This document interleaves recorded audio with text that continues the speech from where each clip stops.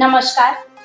Doctor Baba Saheb Ambedkar open university દ્વારા સંચાલિત diploma in journalism and માસ કોમ્યુનિકેશનના ઇન્ટરવ્યુ સેશનમાં હું જોશી પૂજાબેન રમેશકુમાર આપનું હાર્દિક સ્વાગત કરું છું.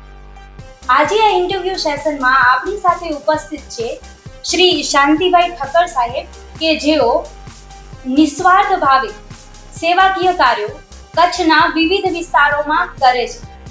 તો શાંતિભાઈ સાહેબ, આપનું ખૂબ ખૂબ સ્વાગત છે. આપ આ ઇન્ટરવ્યુમાં હાજર થયા એ બદલ આપનો ખૂબ ખૂબ આભાર. પ્રથમ પ્રશ્ન તમને એ છે કે તમે તમારો પરિચય આપો અને ત્યારબાદ તમે સામાજિક કાર્યો કેટલા સમયથી કરો છો એના વિશે જણાવો. આમ તો હું સરકારી નોકર હતો. 2001માં જ્યારે ભૂકંપ આવ્યો તો ભૂકંપ વખતથી રાષ્ટ્રીય સ્વયંસેવક સંઘ તરફથી સરહદી વિસ્તારની અંદર સ્કૂલો બનાવી અને ત્યાં કને બાળકોને ભણાવવા એવી જાતનો એક પ્રોજેક્ટ ઊભો કરવામાં આવ્યો અને એ પ્રોજેક્ટ દ્વારા એ કામ મને સોંપવામાં આવ્યું. વિદ્યાભારતી લોક શિક્ષણ સમિતિ નામે એક ટ્રસ્ટ ઊભું કરવામાં આવ્યું અને એ સરહદી વિસ્તારની અંદર બાળકોને ભણાવવાનું આ કામ મને સોંપવામાં આવ્યું. હા, લગભગ 2001થી એટલે 25 વર્ષ થયા.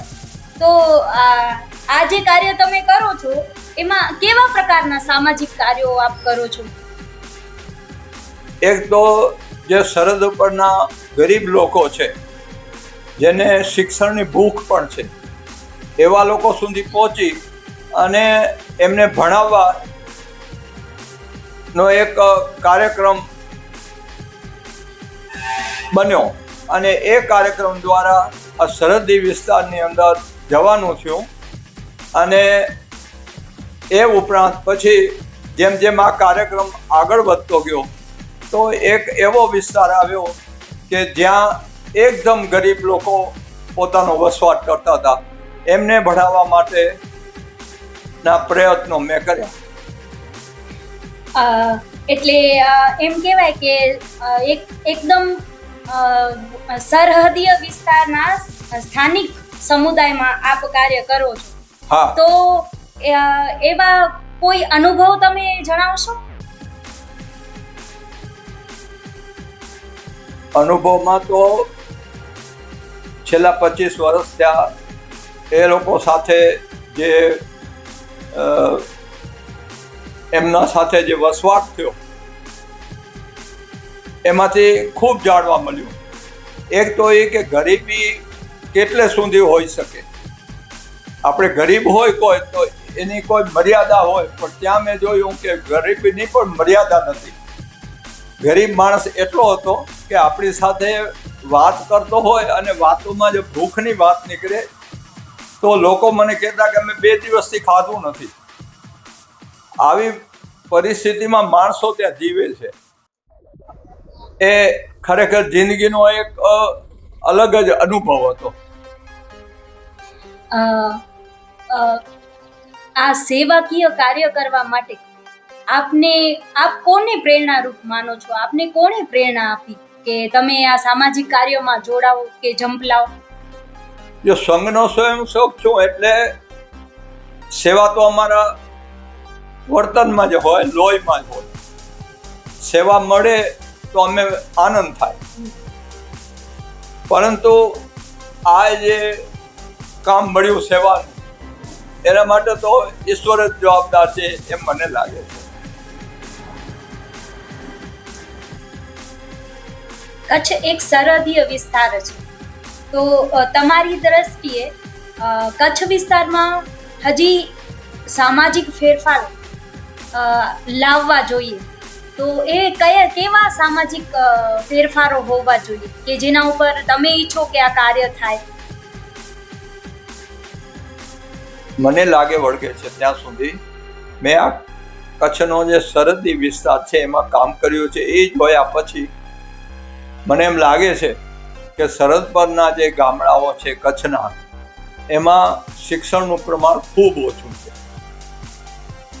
અને શિક્ષણ વગરનો માણસ કેવો હોઈ શકે એ આપણે ત્યાંના લોકોને જોઈએ તો ખ્યાલ આવે. તો એક તો શિક્ષણની ખૂબ જરૂર છે. બીજું, કોઈ એ બોર્ડર ઉપર કોઈ જાતની ધંધા કે આવી વસ્તુ નથી, એટલે ભૂખમરો ખૂબ છે. તો એને ઉપયોગી કોઈ કાર્યો થાય અને શિક્ષણ મળે, શિક્ષણથી છોકરાઓ આગળ વધે અને પોતાની રીતે પગભર થાય એ જરૂરી છે. કે સરહદીય વિસ્તાર હોવાથી શિક્ષણનું પ્રમાણ ઓછું છે, ખાસ કરીને એવા ગામડાઓમાં કે જે કચ્છની સાવ બોર્ડર ઉપર આવેલા છે અને પાકિસ્તાન જેને નજીક થાય છે. તો એવા વિસ્તારોનું વિકાસ થાય એવા પ્રયત્નો થવા જોઈએ. પણ આપ જે મહેનત કરો છો, તો મને એક વ્યક્તિગત પ્રશ્ન પણ અહીંયા પૂછવાનું મન થાય કે આપણી જેટલી પણ આટલા સમયમાં આપણે સેવાકીય કાર્યો કર્યા છે, તો એમાં તમને વ્યક્તિગત જીવન ઉપર એની અસર થાય છે? અને તો આ બંનેને તમે કઈ રીતે સંતુલન સાધો છો કે ભાઈ સેવાકીય કાર્યો કરવા અને ઘરની જવાબદારી, પરિવાર બધું કેવી રીતે સંભાળો છો? મેં આ કાર્યને છે ને મારા જીવનમાં વણી લીધો. આ કાર્ય મેં અલગ નથી કર્યું, કોઈ પ્રોજેક્ટનું કામ છે એ રીતે નથી કર્યું. આ મારા રોજિંદા જીવનમાં આ કાર્ય વણાઈ ગયું. એના કારણે જે કામ ત્યાં કરવું જોઈએ એ હું કરતો, તો મને એમ લાગતું નહીં કે હું વિશેષ કામ કરું છું. હું તો જે ઘરનું કામ હોય એમ પોતાનું કામ સમજીને આ કામ કર્યું છે, એટલે મને ખાસ કોઈ તકલીફ પડી નથી.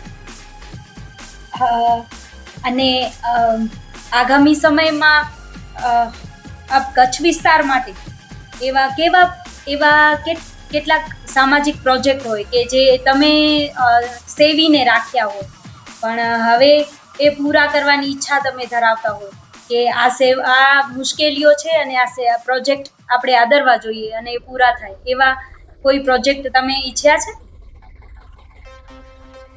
હવે મારી તો ઉંમર થઈ એટલે પ્રોજેક્ટ નવો કરવાનો પ્રશ્ન તો છે જ નહીં, પરંતુ આ જે પ્રોજેક્ટ હતો એ પણ જબરદસ્ત હતો. કારણ કે જે લોકો 4-5 પેઢીથી જેણે મકાન નહોતું જોયું, બીજું વિચરતી જાતિ હતી, બીજું ભૂખમરાનો પ્રશ્ન હતો, એવા 60 પરિવારો અમે તારવ્યા હતા અને એ પ્રોજેક્ટ પૂરો થયો અને એનો એક સંતોષ મને છે.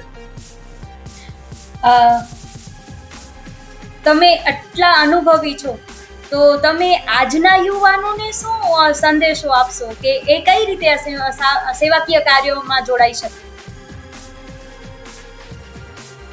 અમારો આ પ્રોજેક્ટ હતો ને, એમાં ભુજ અને ભુજની આજુબાજુના ગામના લોકો એમને અમે ત્યાં તેડી જતા, એમને આ બધું બતાવ્યું છે કે ભૂખમરો, ગરીબી કેવી ચીજ છે અને લોકો કેટલા દુઃખી છે, એ અમે ત્યાં કને અહીંથી તેડી જઈને એમને બતાવ્યું છે. અલબત્ત એવું છે કે એમની મદદ માટે પણ આ ભાઈઓની મદદ લીધી. એ મદદ લીધા પછી ખાલી મદદ લઈ આર્થિક મદદ કરે પૂરતું નહોતું, પણ એની મદદ એટલી હતી કે અમે એને સાથે તેડી જતા કે ભાઈ ચાલો તમારા હાથે જ બધું આ વિતરણ કરો, અને પછી એને સમજાવતા કે આ કેટલી ગરીબી છે. તો એવા લોકોને અમે જ્યારે પાછા વળતા ત્યારે સમજાવતો કે ભાઈ તમારે આવા વિસ્તારોનું ધ્યાન રાખવાનું યુવાનોનું કામ છે.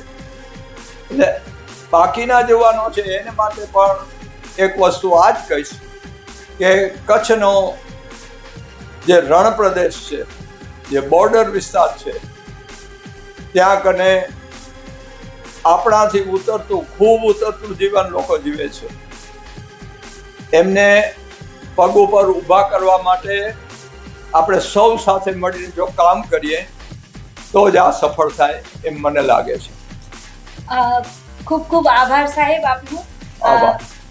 સરહદીય વિસ્તાર કચ્છ એક સીમાડાનો વિસ્તાર છે કે જ્યાં કદાચ નર્મદાજીના નીર પણ હમણાંથી જ પહોંચ્યા છે, ત્યારે એવા વિસ્તારની અંદર વર્ષો ભણતરની વ્યવસ્થા ગામડાઓમાં જઈ અને લોકોને જે સામાન્ય વ્યક્તિગત જરૂરિયાતો છે જેમ કે રોટી, કપડાં અને મકાન, એવી સવલતો શ્રી શાંતિભાઈ ઠક્કર સાહેબે પોતાના માધ્યમથી અને એક કર્મનિષ્ઠ અને સેવાકીય ભાવની સાથે પૂરી પાડી છે. તો એ બદલ, એમની માહિતી બદલ હું આપનો ખૂબ ખૂબ આભાર માનું છું સાહેબ. આભાર. ધન્યવાદ.